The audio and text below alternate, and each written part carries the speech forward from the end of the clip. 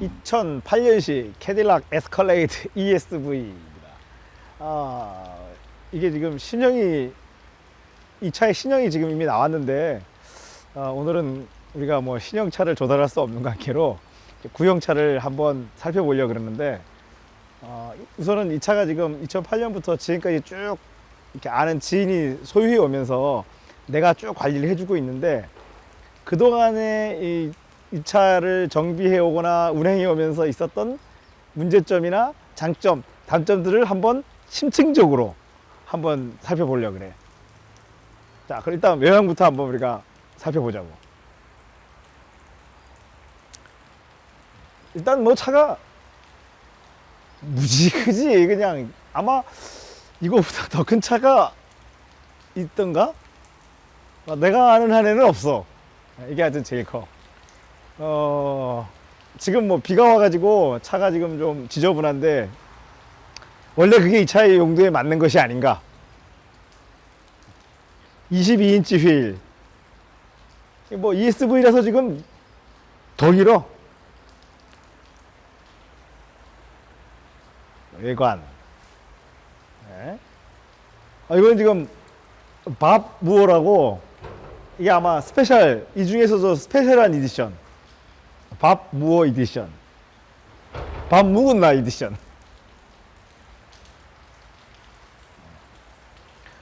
하여튼 뭐,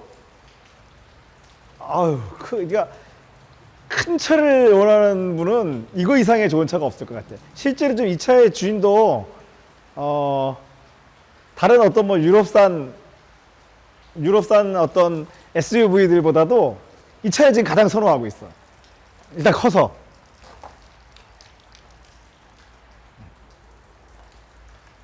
배기량은 6200cc. 엔진룸을 한번 열어볼까?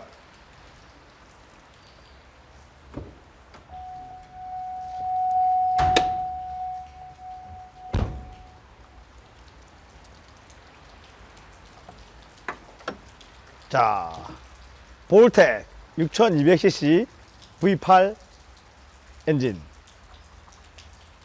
OHV 타입이라고.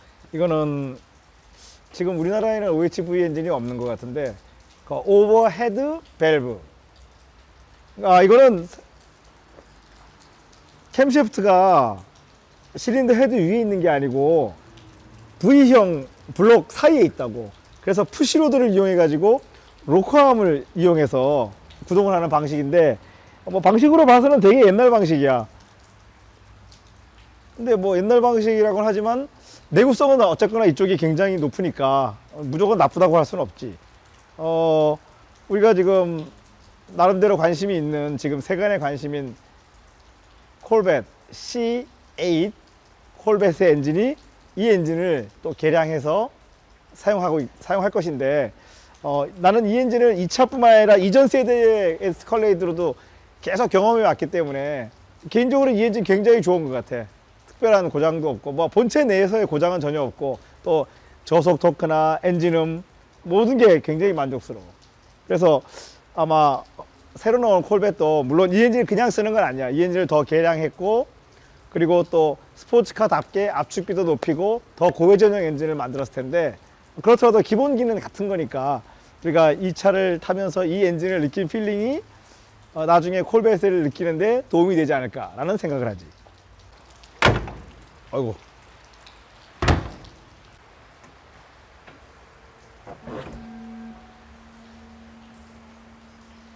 자, 전동식 트렁크. 이게 위에 뭐가 있는 걸 아는지 더 안 올라가네. 예? 자, 트렁크는 밖에서 우리가 차 크기를 보고 상상했던 것보다는 작아, 트렁크가. 막상 또 뭐 큰 거 실으려고 보면 저 3열 의자도 접어야 되고 좀 불편하긴 하더라고. 근데 뭐 그래도 차가 크니까. 자, 트렁크 이런 거는 뭐 요즘 기본적인 거라서 없는 차가 없지. 이제 국산 차도 다 있는 기능이니까. 자, 이 차는 기본적으로 22인치 휠을 순정으로 달고 있는데, 타이어가 이 차를 처음 구입했을 때는 맞는 타이어가 국내에 없었어.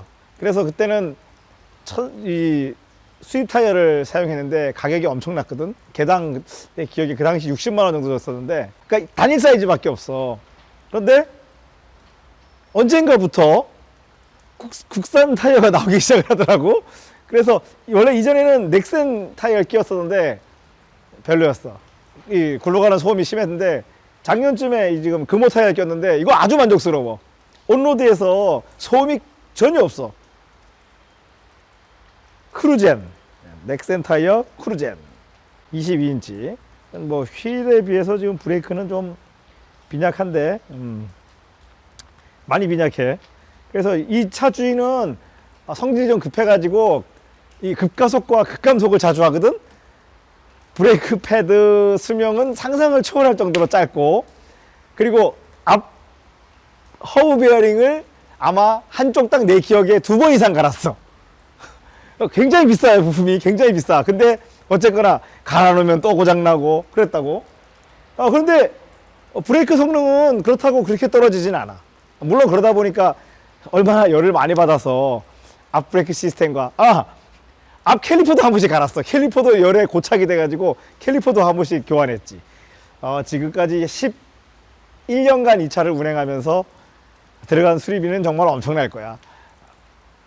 자, 그러면 이 차를 한번 주행을 해보러 가자고.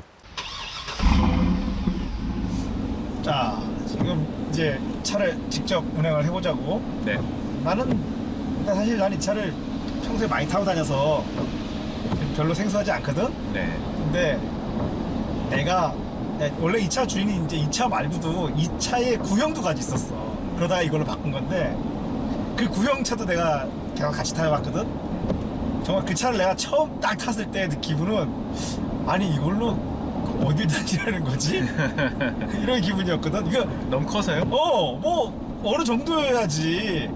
이건 지금까지 경험해보지 못했던 크기잖아. 그래서 지금 이 차 주인도 뭐 사실은 그런 점이 매력이라서 타는 건데, 나는 사실 스포츠카를 좋아하는 사람으로서 아니 왜 차가 이렇게 커야 되나, 내가 지금 뭐 버스 기사가 됐나, 뭐 그런 기분이 들어.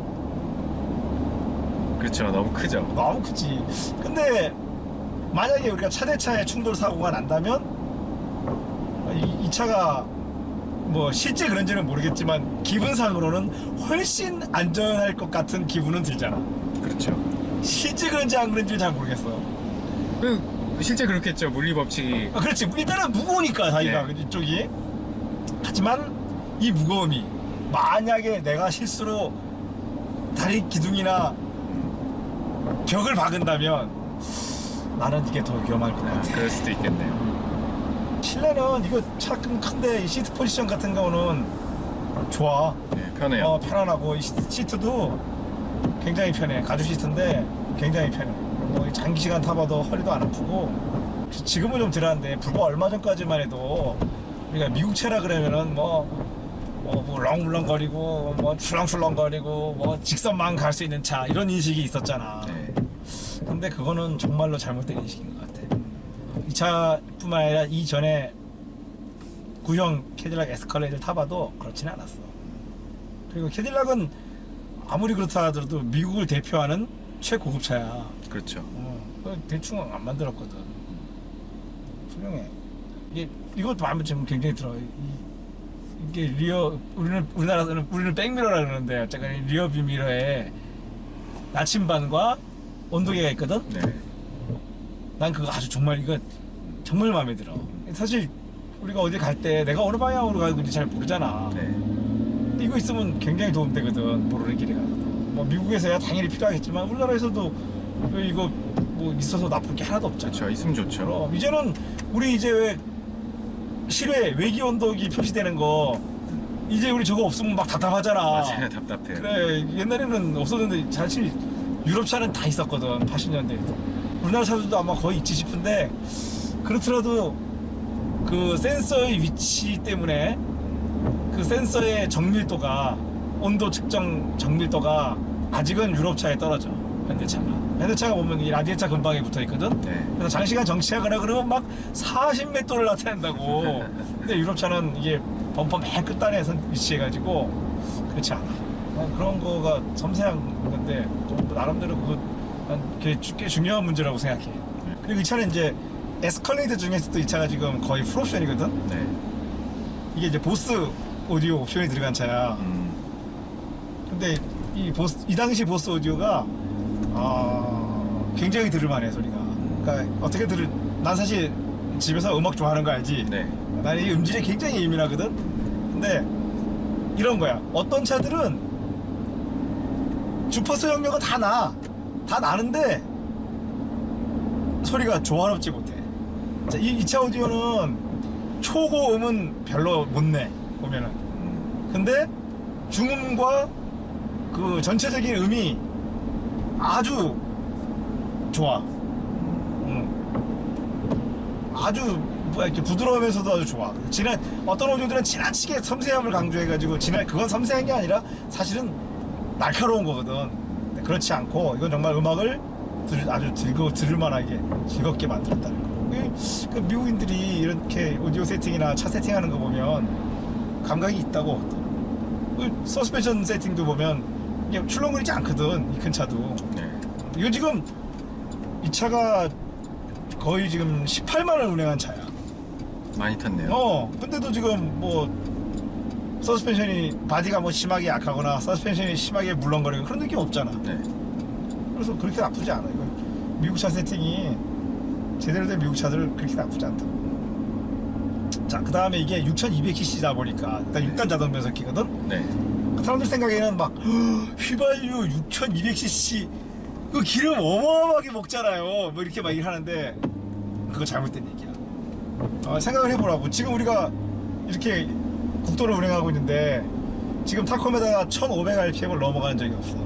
결국 배기량이 아무리 커도 같은 거리를 가는 동안에 RPM이 낮아서 폭발의 개수가 작기 때문에 생각만큼 기름을 많이 먹지 않아. 그리고 이 엔진이 보다시피 지금 저속 토크가 어마어마하잖아. 네. 고회전을 할 이유가 하나도 없는 거야. 그러니 당연히 더더군다나 기름 안 먹겠지. 우리가 고회전을 한다는 거는 같은 시간 안에 폭발 개수를 더 많이 가져간 거 아니야. 근데 그러지 않아도 이렇게 술술 가는데 뭐 왜 그러겠어. 그럴 이유가 없으니까. 아마 연비의 절대값만 보면은 뭐 연비가 나쁜 건 사실이긴 하죠. 그렇지. 절대가 내 말은 네. 연비가 좋다는 게 아니라 배기량이 예를 들어서 2000cc의 3배니까 연비가 3배로 나쁘지는 않다 이 얘기를 하는 거지. 그렇죠. 실제로 이거 국산 에쿠스랑 비슷한 연비를 보여. 이 크기에 이 정도 연비면 연비가 좋은 거잖아. 그렇죠. 그리고 6200cc라고는 하지만 OHV 2밸브잖아. 결국은 연소 효율도 사실 DOCC 4밸브보다는 떨어지잖아. 그래서 실제로 공기가 흡입하고 내뱉는 양은 작기 때문에 이 배기량만큼 연료를 소비하지는 못한다. 그 얘기를 하는 거지. 네. 그리고 이제 이 차는 이 특별하게 또 계기판에 이 표시되는 정보 중에 변속기 온도를 보여주는 게 있어. 이게 아마도 우리가 이게 견인 뒤에다가 무슨 캠핑카 같은 걸 끌고 견인을 하게 되면 차가 부하를 많이 받잖아. 네. 그때 가장 부하를 많이 받는 것이 변속기라는 뜻이지. 그래서 변속기 오일 온도가 어느 온도를 넘어가면 뭐 쉬어야 되는 거야. 근데 이런 거는 우리는 사실 이런 견인 문화가 없기 때문에 잘 모르죠. 이게 왜 중요한지 모른단 말이야. 엔진 오일 온도는 중요하다고 생각하는 사람이 많은데 사실 독일차 그렇잖아. 뭐 BMW 같은 경우도 M3 뭐 이런 M4 같은 거 엔진 오일 온도는 다 표시해 주는데 변속기 오일 온도는 아무도 표시 안 해주거든. 근데 이만큼 이제 이 사람들의 사용법에서는 변속기 오일 온도가 중요했다는 거지. 근데 그거 맞다고 생각해. 이거 뭐 그런 거 모아서 미국 차가 대충 만들지 않았거든. 이 차를 지금 11년을 지금 운행한 차인데 네. 그럼 그 11년 동안에 어떤 고장들이 있었는지가 또 중요한 포인트겠지. 예를 들어서 뭐 미국 차는 내구성이 좋아서 고장이 나지 않는다 이런 이야기도 많이 듣거든. 네. 그거는 거짓이야. 왜냐하면 고장이 많이 나나요? 고장이 생각보다 좀 많았지. 일단은 고장보다도 이 차는 이제 프레임 바디잖아. 네. 프레임 바디에 이렇게 캐빈이 얹혀져 있는데, 잘 생각해 보면은 우리 일반적인 유닛 바디들은 아연 도금이 돼 있잖아. 근데 이 프레임 바디는 아연 도금이 안 된 것 같아. 프레임이 어마어마하게 부식이 돼. 물론 뭐 프레임 자체가 워낙 두껍기 때문에 겉으로 이렇게 녹이 슬더라도 뭐 프레임 자체가 다 부식하려면 시간이 많이 걸리겠지만, 어쨌거나 시각적으로 좋지 않다. 네.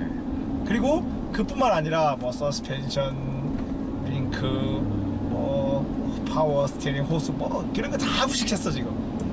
근데 이 차만 그런 게 아니더라고. 내가 이제 여러 가지 문제로 이렇게 자료를, 외국 자료를 찾아보면, 외국에서도 이 차를 정비하는 영상을 보면 부식한 정도가 다 우리랑 비슷해. 그러면 이 차만의 문제는 아니라는 얘기거든. 아, 물론 그건 있지. 우리가 지금 이 차가 지금 우리가 있는 곳이 강릉 동해안에 근접한 지역이기 때문에 아무래도 부식에 좀 더 불리한 면은 있다는 것은 인정해야지. 자, 이 차 제일 고장, 이 차 동일 차종의 고장이 많은 게, 엔진 자체는 참 잘 만들었어. 고장도 안 나고. 배기 매니월드가 새는 고장이 너무나도 빈번해. 그럼 그거는 녹하고도 상관이 아, 배기 매니월드가 녹이 슬었으니까.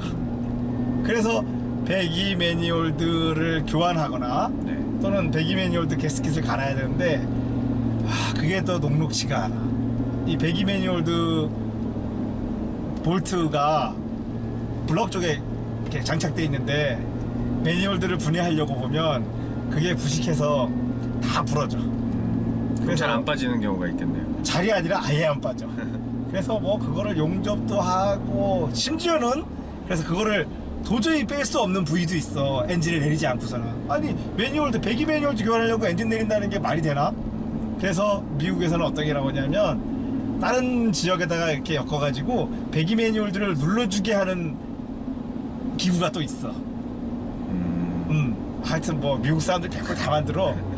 근데 이 차도 결국은 한계 부분에 그걸 적용했어. 도저히 너트를 뺄 수 없어서. 그런 문제, 그거는 굉장히 큰 문제지 사실. 그 다음에 최근에 일어난 문제는 파워 스티어링 호스가 너무 부식해서 그쪽으로 파워 스티어링 액이 다 누유가 됐어. 그래서 호스가 부식해서 주사 바늘 같은 구멍이 났어. 그래서 그걸 지금 교환해서 정비를 했지. 근데 물론 말은 쉽지 않아. 파워 스티어링 호스도 한번 고장났고, 발전기도 한번 고장났고, 뭐 발전 그런 거는 애교지. 뭐 고장날 수 있다고 생각해. 그거는 다른 차들도 고장나니까. 네. 그거는 뭐 그럴 수 있다 치고. 그 다음에 이게 지금 가장 프로션이라서 앞뒤로 매그네틱 라이드 댐퍼가 적용됐거든. 네. 다 나갔어. 그거는 뭐 요즘 나온 캐딜락 차들도, GM 차들도 다 있는 문제잖아요. 맞아. 매그네틱 라이드가 뭐 아우디 R8도 같은 종류잖아. 근데 그거 다 고장 나더라고. 그래서 그것도 지금 교환했고, 아까 말했듯이 앞허브 베어링은 두 번씩 정도 갈았고, 우리가 뭐 브레이크 패드, 브레이크 로터 이런 거는 지금 소모품이라서 그건 얘기도 안 해. 그건 당연히 차를 타면 교환해야 되는 부분입니다. 그거는 뭐 당연하게 지금 받아들이겠어. 그 이외에 지금 당연하지 않은 고장들이 가끔 있었다는 거지. 뭐 그렇더라도 소요한 기간 동안 그렇게 치명적인 뭐 엔진 미션 고장은 없었으니까, 그렇게 역시 그래도 뭐 큰 거. 도어에 그 도어 락 모듈이 있거든. 네. 이 안에 이렇게 뭉치로 돼 있어. 네. 뭐 리무가 이게 뭐 도어 락, 언락, 뭐 도어 렛치 다 같이 연결되어 있는 건데, 그게 순서대로 다 고장났어. 4개가 다. 그러면 각각 교환하신 거예요? 이거 하나고 사용 빈도에 하는 빈도수에 따라서 순서대로 고장이 났어. 근데 그걸 뜯어서 부품을 새로 주문해 보니까 메이드 인 차이나더라고. 이제 최고급 미국 차조차도 중국 부품 산업을 얼마나 중국에 의존하고 있는지를 우리가 알 수 있는 거지. 근데 그게 정말 다 고장났어. 그 다음에 이 도어 바깥 외부 도어 캐치 있잖아. 네. 그게 다 부서져서 그것도 2번 교환했어. 플라스틱으로 돼 있어서 그래. 이거는 이 플라스틱으로 된 부분들이 자꾸 고장나, 깨져. 전자장치나 뭐 이런 거는 괜찮나요? 그러고 보니까 전자장치가 고장났던 적은 없고, 캐딜락 차에 또 낡으면 생기는 전형적인 고장, 후에 연료 탱크의 리크. 연료 탱크 리크 때문에 계속 체크 엔진이 뜨는 문제가 있지. 그거는 근데 뭐 외국 포럼을 봐도 너무 당연한 문제라서 문제 삼지 않더라고. 네. 아, 하나 더 있습니다. 이 통풍 시트가 옵션으로 달려 있는데 통풍 시트 모듈이 타 사용을 하면 이 전류를 못 견디고 접점이랑 커넥터가 다 타버려.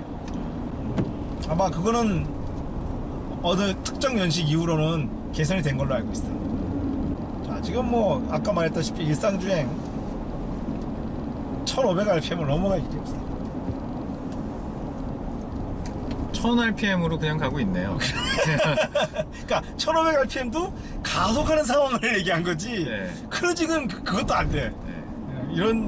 이런 엔진이 또 있을까? 그런데 재밌는 거는 이 엔진이 우리나라에서 지금 CJ 슈퍼레이스에서 열리는 스토카 있잖아. 네. 그게 이 엔진이야. 6000. 아, 6200cc. 네. 이 엔진이야. 그러니 이 엔진은 막상 달려보면 고회전 토크도 나쁘지 않거든. 그러니까 이게 저회전 고회전 나쁘지 않단 말이야.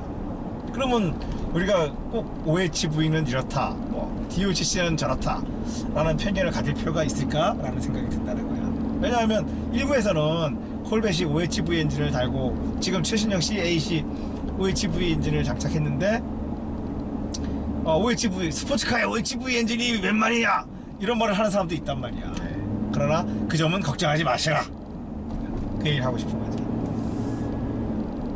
그 어떻게 보면 최신 DOCC 엔진들이 너무 DOCC답지가 않아서 난 불만이거든.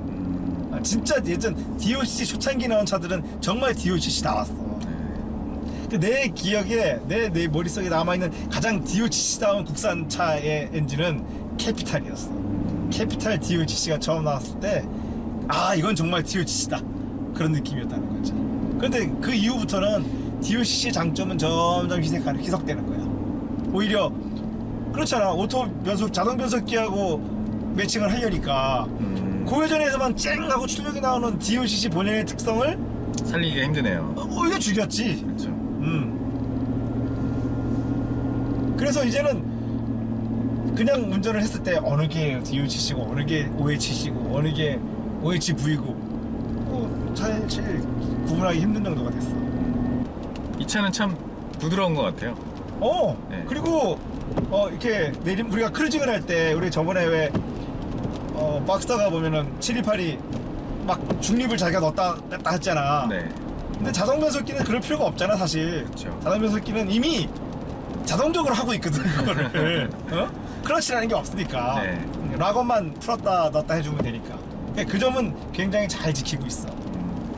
그래서 약간만 내리막이 되면 이 차는 워낙 무거운 차이기 때문에 뭐 악셀 안 밟아도 술술 갑니다, 그냥. 그래서 실제로 이제 우리 운전하는 사람 입장에서는 악셀레이터를 뭐 내 기분에는 한 20%나 밟았을까? 그런 기분으로 지금 전 구간을 커버할 수 있다. 지금 살짝 오르막인데 1500rpm을 못 넘어. 바디 강성.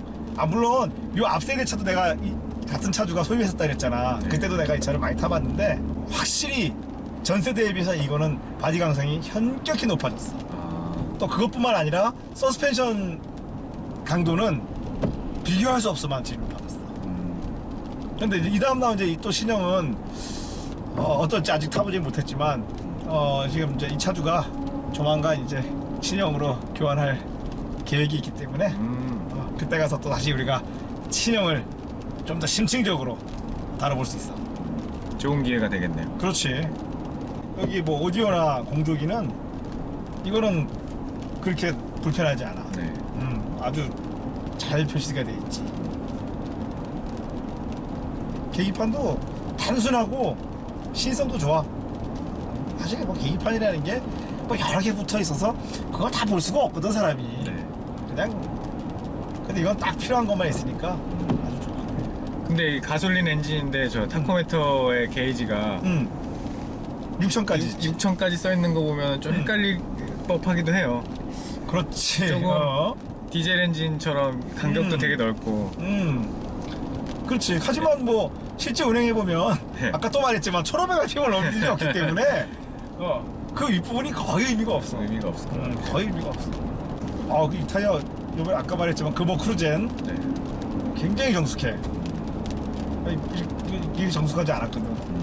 근데 이건 크루젠에서도 내가 알기로 요거보다 더 고급 사양이 있는 걸로 아는데 이 사이즈가 안 나와. 그래서 그 더 고급 사양은 까이엔 구형에 지금 끼워놓은 게 있거든. 네. 그거는 굉장히 스포티하기까지 하더라고. 언제 기회 나면 구형 까이엔도 우리가 한번 리뷰를 하자고. 알겠습니다. 이 차를 운행하면 사람이 이렇게 느긋해져. 이게 좋은 것 같아. 그리고 별로 달리고 싶은 생각이 안 들어. 네. 왜냐하면 아무리 힘도 세고 차 잘 나가. 근데 과연 이게 쓸까라는 이 두려움이 살짝 있어. 그래서 나도 모르게 안 달리게 돼. 물론 브레이크는 성능이 나쁘다는 얘기가 아니야. 브레이크 잘 들어. 하지만 아무리 그렇더라도 이 무거운 물건이 내가 만약에 딱 긴급한 상황이 있을 때 차가 쓸까? 라는 어떤 그 공포심이 있어가지고 난 달릴 수가 없네. 한번 브레이크 테스트 같은 거 좀 해봐야 될 것 같아요. 그냥 오너들이. 그렇지. 얼마나 실제로 잘 이 차가 사는지. 그렇지. 근데 이제 브레이크 로터 용량이나 이거를 봐서는 물론 한두 번 제동은 될 거야 이게. 근데 아마 반복되는 제동에는 속수무책일걸? 무거우니까요. 뭐. 그럼 그거는 물리법칙을 어길 수는 없거든. 지금 오르막을 올라가고 있는데 드디어 2,000rpm을 넘었습니다. 그건 있어. 차가 얼마나 무거운지 빗길 눈길에서는 불안감이 없다는 거. 물론 한 번 미끄러지면 가는 거지 이거는. 근데 어지간해선 너무나 무겁기 때문에 무게로 누르는 비를 누르는 물을 누르는 힘이 있기 때문에 어지간해서는 불안한 감이 하나도 없어. 하지만 착각하면 안 되지. 여러분 이건 착각하시면 안 됩니다. 물 위에서 아주 안정되고 빗길에 아주 안정돼 보이지만 이런 차가 한 번 미끄러지면 끝장입니다. 그냥 그때는 어떻게 회복을 할 수가 없습니다. 그러니까 그렇더라도 너무 이 빗길이나 눈길에 차를 맹신하고 달리는 거는 위험하다는 거. 저 RPM 토크가 뭐 엄청 좋네요. 그럼 그걸 자기도 알아서 다운시프트도 별로 안 하잖아 지금 오르막인데. 다운시프트에 굉장히 인색한데 아주 나 마음에 들어 그 부분이. 막 차가 자꾸 기아가 막 촐락싹 내려갔다 올라갔다 이러면 그거 불편하잖아. 예전 현대차 4단 자동 변속기 차들은 3단 와 4단 들어가면 제일 짜증나지. 맞아요. 요즘은 이제 그런 차가 없지만 근데 그게 얼마 안 됐어 생각해보면은. 그게 없어진 지가. 자동 변속기는 역시나 한 6단 정도가 이제는 딱 맞지 않나. 뭐 더 많으면 좋긴 하겠지만 단수가 꼭 그런 것 같지도 않고 그냥 복잡해지잖아. 근데 최신형 에스컬레이드는 10단 변속기더라고요. 그 연비가 좋아졌겠지 더. 그래서 이거보다도 더 효율적이었을 테니까. 근데 나는 뭐 개인적으로는 이 차는 워낙 토크가 세기 때문에 의미 없다고 막. 물론 뭐 있는 변속기 써야겠지만 굳이 지금도 뭐 6단 5단으로 지금 다 커버가 되는데 뭐 이게 다 정규해서 뭐 1500 쓰다가 1300 쓰다가 무슨 의미가 있을까? 그리고 이 차가 참 최대의 단점이 하나 있어. 이게 에스컬레이드가 순정휠이 크롬 휠이거든. 네. 크롬이 시간이 지나면서 부식이 되잖아. 지금 타이어 접촉 부위 있잖아. 네. 림 부위가 부식이 되면서 미세하게 타이어 공기압이 새. 그래서 그 부식 부위를 처리해서 타이어를 다시 장착해 놓으면 그 옆에서 또 부식이 일어나고. 이거를 지난 7년간 이거를 해왔다는 거야. 이제는 거의 다 부식해서 이제 안 그래. 근데 이게 그렇다고 해서 그러면 크롬을 미리 내가 까내고 싶어서 까지냐? 안 까죠. 근데 이 문제는 에스컬레이드만 있는 게 아니고 우리 에쿠스도 예전에 크롬휠이 있었잖아. 네. 에쿠스도 그 문제가 있어.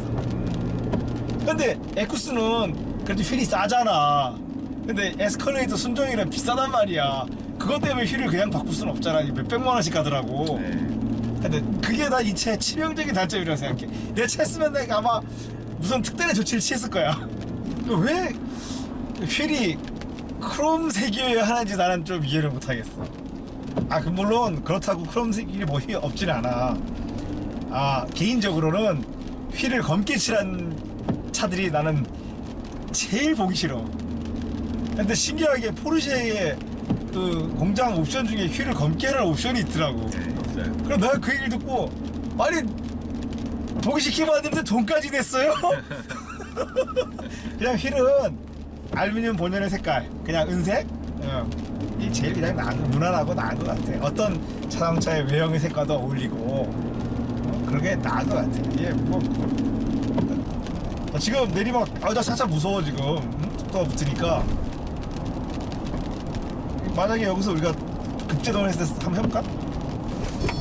아우 잘 안 죽네. 그러니까 우리가 너무 이게 스포츠카를 많이 타가지고 아니, 아직 브레이크가 너무 차가워서 그런 거 아닐까요? 아이 지금 그럴 리가. 우리가 너무 여기 내리막이잖아 지금. 네. 내리막 잘 안 듣네. 우리가 기존에 타던 차들이었으면 스포츠카였으면 ABS가 작동했을 텐데 네. 그러지 않네. 이게 아, ABS 그렇게 세게 밟으셨어요?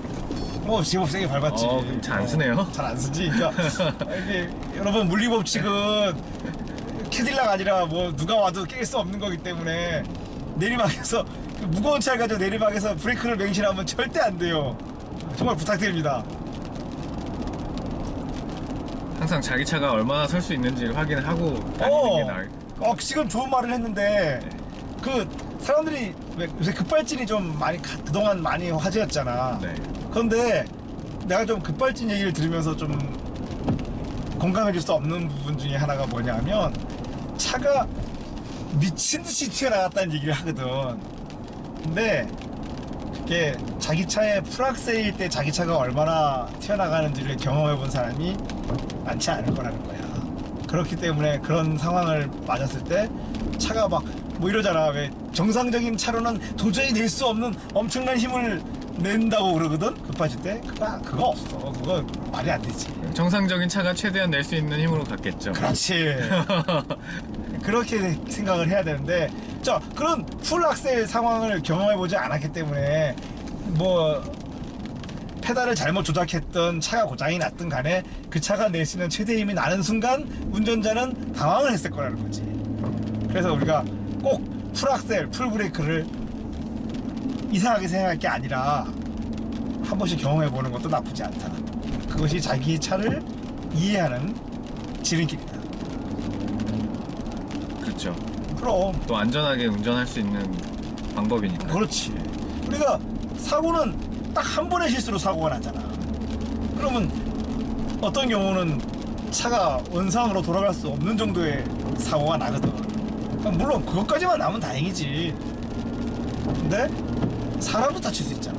그래서 자기 차의 한계를 알 수 있는 어떤 기회를 만들어 보는 것도 나쁘지 않다.